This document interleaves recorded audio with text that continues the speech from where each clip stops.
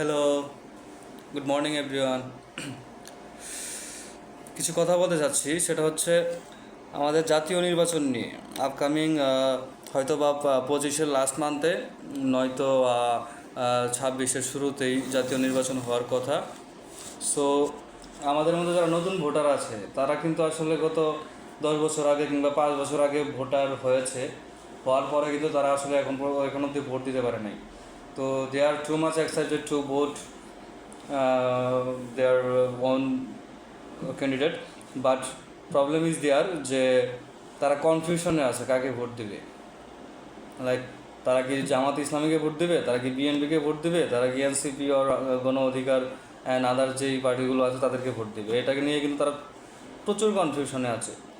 মানে দলগুলো কনফিউশনে নাই, কিন্তু ভোটারগণ কনফিউশনে আছে যে কাকে ভোট দিবে। সো আমারও কনফিউশন আছে, আমি আসলে ডিসাইড করব কি কাকে ভোট দেব। তো আমার কিছু ডিমান্ড আছে, যেহেতু আমি অনেক দূর থেকে এসে আমি ভোট কেন্দ্রে গিয়ে ভোট দিব। সো আমি এত খরচ করে এসে আমি ভোট দিব, তো সেটার জন্য আমার কিছু চাওয়া পাওয়া অবশ্যই আছে। আর যেহেতু আমি ফার্স্ট ভোট দিব ভোট কেন্দ্রে গিয়ে, so this is the special for me actually. So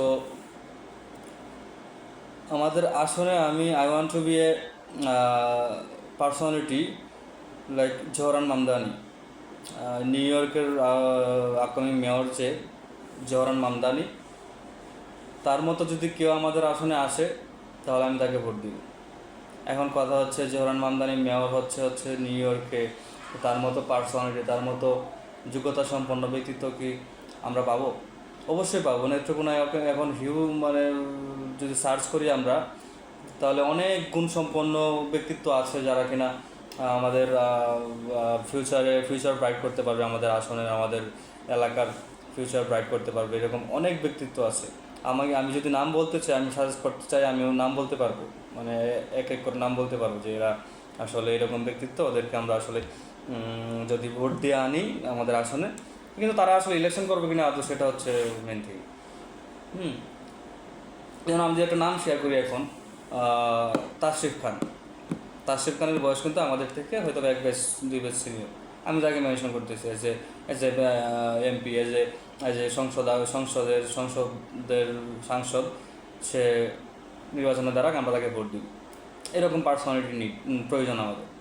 Tashrif খান যদি আমাদের এখানে ইলেকশন করে, আমাদের আসনে হিউজ রেসপন্স পাবে জনগণের কাছ থেকে, হিউজ।